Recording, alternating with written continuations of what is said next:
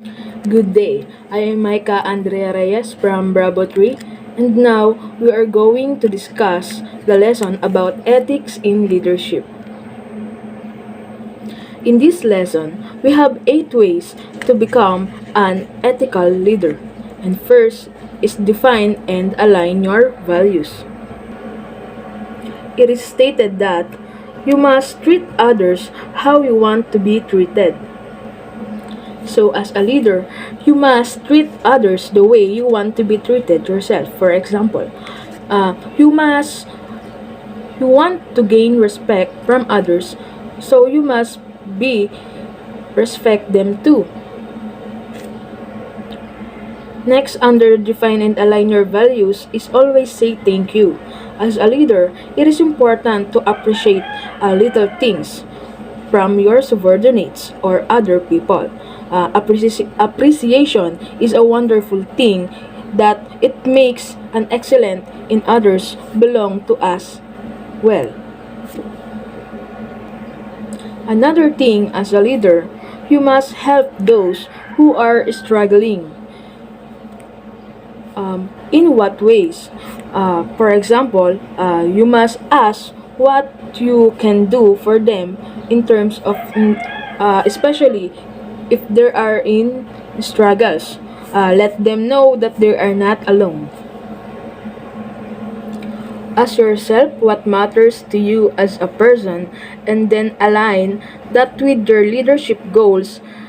It not only reflects your honesty in describing your beliefs, but it also inspires the subordinates to do the same, building a shared vision for all staff. So in this statement po, it's clearly stated that you must know your important things in your life because it can inspire your subordinates to do the same thing.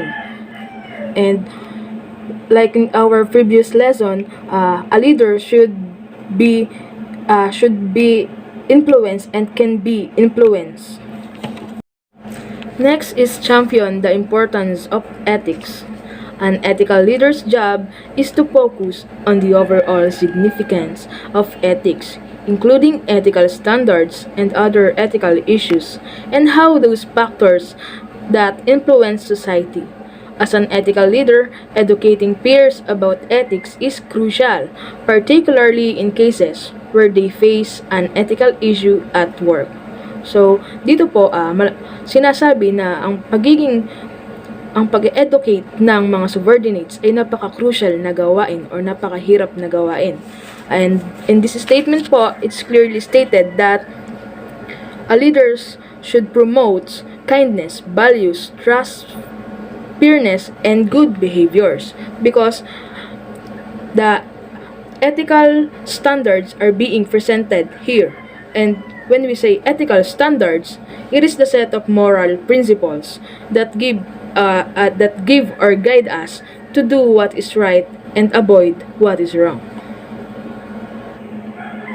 Letter C is hire people with similar values. Although your views need not be identical to those of your workers, you should be able to establish common grounds with them. This often starts with the hiring process and it's sustained through declaration of visions. In this statement, it says that a leader should establish common grounds with his or her subordinates. It is important that the values are shared and followed by all members of the organization. And remember guys, you can't find common ground unless both parties are looking for it. And to sustain these common grounds, you should sustain the declaration of vision. Next is promote open communication. Each subordinate is different although they share similarities. Be open with every decision you make and seek input from your team. It makes you become a better leader and help you feel more comfortable in expressing your thoughts or concerns with your subordinates. Collecting input from your team will help you improve as a leader and will push the organization forward. It is stated that ang lahat ng tao, kahit pa ang kambal, ay mayroong pagkakaiba. Kahit sila kalimitan ay meron ding pagkakahalintulad. At ang mga similarities at mga difference na ito ay malaki ang epekto sa goal ng isang grupo o sa input ng isang grupo or organizations. But how we promote open communications with our subordinates? First, you must acknowledge that your employees' views are important. You must listen to your employees. And always remember, guys, that better communications between you and your subordinates leads to more trust in each other. Next is letter E, beware of bias. As people, many of us antiquated or mistaken convictions, subconscious or otherwise. Leaders need to look at themselves and be honest. In fact, having prejudices that can impinge on the feeling of ease at work of another person. For you to build and maintain better relationships with your subordinates, be an open-minded leader. So, in this statement po, a leader must be an open-minded.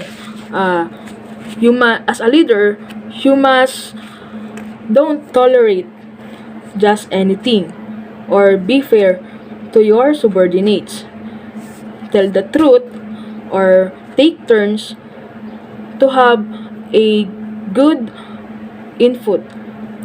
Don't blame others for your mistake and keep your subordinates informed like we have discussed on our previous lessons. And especially in this beware of bias, as a leader should don't play favorites or you must don't have favoritism. Next is letter F, lead by example. This is the best way to ensure an ethical organization is to lead or led by example. It is important to remember as an ethical leader that action speaks louder than words. Ethical leaders may begin to earn the respect of their peers by practicing and demonstrating the use of ethical, truthful, and unselfish conduct to subordinates. In this statement po, it's pertain to responsibility of a leader. So, it's clearly stated that a leader must take his or her responsibility and respect the chain of the command of the group. According to our previous lessons, a leader should lead by example. Leading from the front is very leading thing. And the thing that can turn you into a leader is when you begin to act like one. Next is find your role models. In history, there are many leaders doing a little study of strong, powerful leaders and trying to identify what they are doing well, then incorporate it into their own style of leadership. So in this statement, there are people who make important things or great things to make their own style of leadership. But as a leader, how do I find my role models? First, consider someone who has a sense of a purpose. A goal, role, or a good role model would be some who knows who they are. And a model in your life is always a good idea to inspire yourself to achieve your goals. Last is letter H. Care for yourself so you are able to care for others. As the saying goes, you can pour from an empty cup. The cornerstone for strong leadership is to have a calm and competent disposition. This can be done by ensuring that you, as a person, are focused on fulfilling your own needs such as sleep, nutrition, and a true relationship with loved ones. The leader who is happy and satisfied with life seeks peace and fulfillment for those they lead. So, sa statement pong ito, sinasabi na ang leader daw po ay kailangang nasa maayos na kalagayan. For example, siya ay may sapat na tulog o may sapat na maayos na relationship sa kanyang mga minamahal sa buhay. Kasi, kailangan na siya ay maayos at makakapag-handle ng mga situation sa kanyang grupo o sa kanyang mga subordinates. At para makapag-focus siya sa mga gawain, kailangan niya na maihanda ang kanyang sarili. And remember guys, you can save other people by manage first your own struggles. And again, this is our lesson. This is some ways how to become an ethical leader.